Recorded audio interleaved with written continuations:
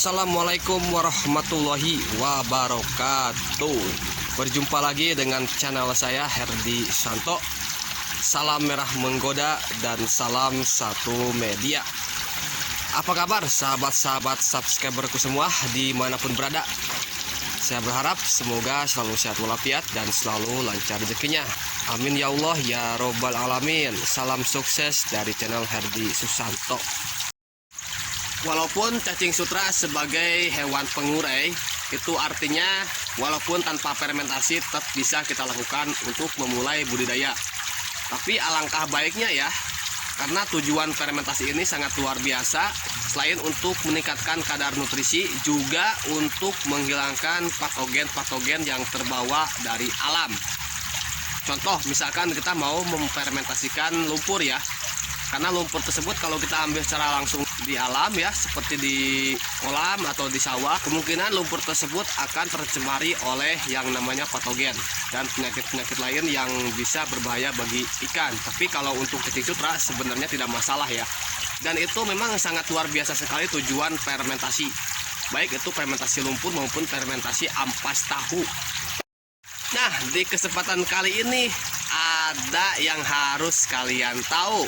Saya akan memperlihatkan cacing sutra yang di dua media tersebut, yaitu media fermentasi lumpur dan juga media fermentasi ampas tahu. Jadi sahabat-sahabat semua ya bisa memilih mana yang lebih mudah, lebih dijangkau lagi tentunya ya, baik itu lumpur maupun ampas tahu. Dan ini saya luncurkan tekniknya tuh gratis buat sahabat-sahabat semua ya. Jangan lupa untuk terus didukung channel ini hanya dengan subscribe, like, share, dan juga silahkan komen bagi yang kurang paham. Dan semuanya ini gratis buat sahabat-sahabat semua ya. Tanpa perlu lama-lama, kita langsung saja untuk melihat ya budidaya cacing sutra dengan dua teknik sekaligus yang akan saya perlihatkan buat sahabat-sahabat semua. Ini dia, mantap pokoknya. Oke lor, saya akan memperlihatkan ya. Mudah-mudahan ini bisa membantu, bisa bermanfaat juga ya. Tentunya bisa lebih mudah lagi agar kita memulai budidaya cacing sutra di nampan.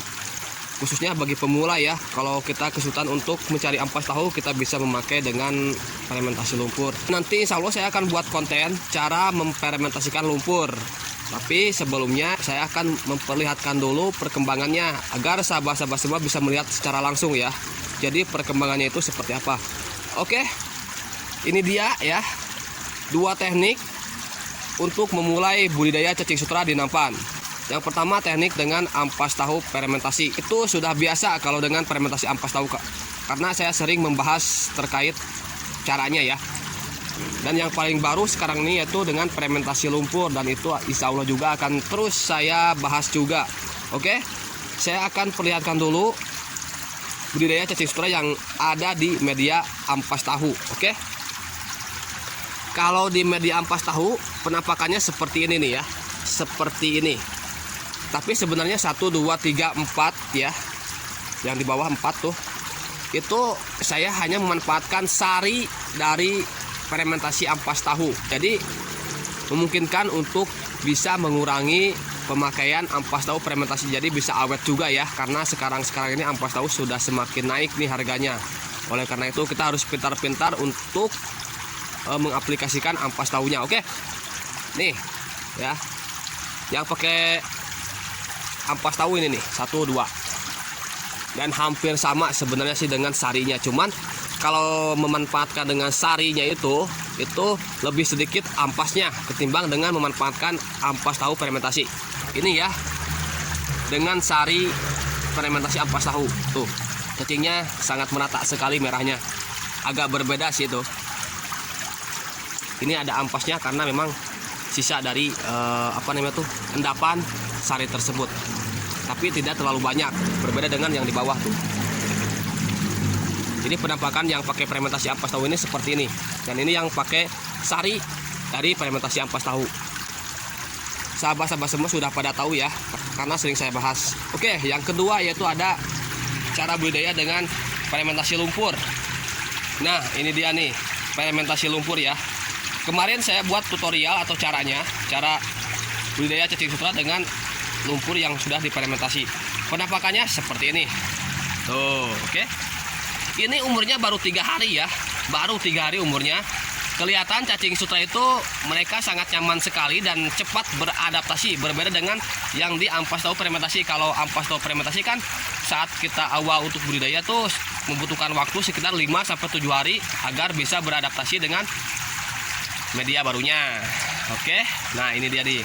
Ini pakai lumpur seperti ini penampakannya, Lur. Oh.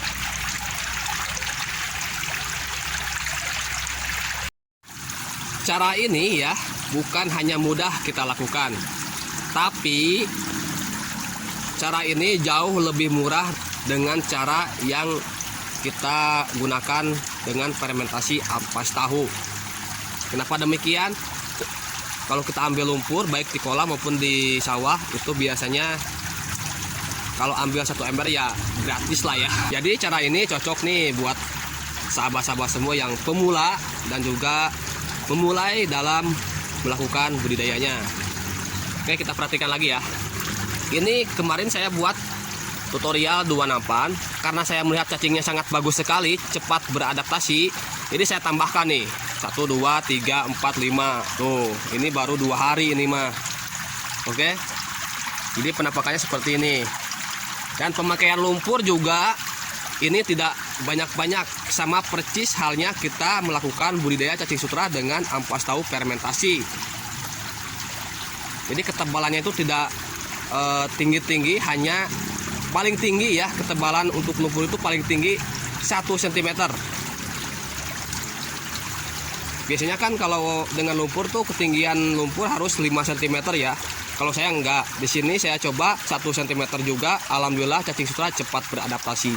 Dan juga insya Allah kalau sudah begini ya, kita hanya tinggal merawat dan memberi makan si cacing sutranya. Nah, kali ini bagaimana cara kita untuk memberi makan cacing sutra yang ada di media fermentasi lumpur. Sekarang saya akan perlihatkan dulu fermentasi lumpurnya ya. Nah, ini dia, Lur. Kita buka. Ini uap hasil fermentasinya tuh sangat banyak juga nih. Oke, tuh. Jadi penampakannya tuh seperti ini. Tadi yang saya katakan bahwa bagaimana cara kita untuk memberi makan cacing sutra. Cara memberi makan cacing sutra di media lumpur fermentasi itu sangat mudah sekali. Kita ambil lumpur yang sudah difermentasi lalu berikan ke cacing sutra. Itu sudah memenuhi kebutuhan pakan buat si cacingnya. Atau menambahkan makanan-makanan lain, itu bisa kalian lakukan juga. Kalian bisa menambahkan sayuran ya, atau kalau mudah untuk mendapatkan ampas tahu ya, kita bisa campurkan dengan ampas tahu tapi yang sudah difermentasi tentunya ya. Oke, dan sebenarnya lumpur ini juga ini sudah bagus untuk makanan si cacing sutra. Bahan-bahan yang sudah saya campurkan dengan lumpur tersebut itu bersumber dari bahan-bahan yang sangat disukai oleh si cacing sutra. Jadi seperti itu ya penjelasannya. Tuh. Jadi penampakannya seperti ini nih. Jujur saja ini tidak bau ya. Tidak bau ini. Paling sedikit bau lumpur saja. Dan sekalian nih saya akan coba untuk ngasih tahu buat sahabat-sahabat semua ya cara memberi makannya nih. Oke, kita ambil lumpurnya. Ini sebagai contoh saja ya. Saya ambil sedikit dulu. Oke, cukup. Cukup ya segini. Dan sekarang saatnya untuk memberi makan si cacing sutra.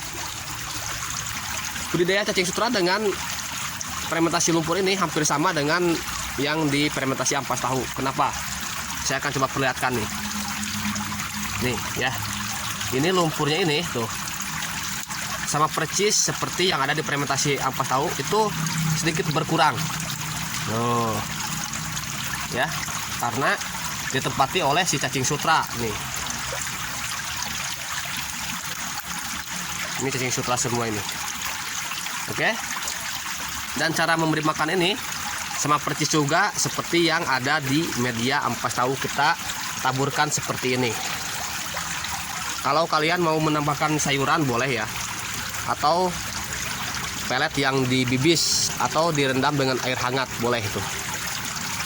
Saya yakin ya, lumpur ini lama-kelamaan juga akan berkurang, karena semakin hari, semakin minggu, semakin bulan cacing sutra ini pastinya akan berkembang dan memadati si lumpur tersebut.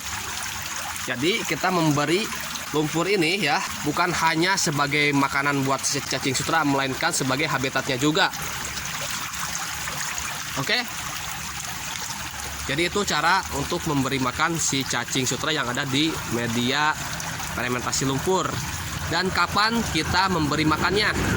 Dan ini juga perlu kita perhatikan ya.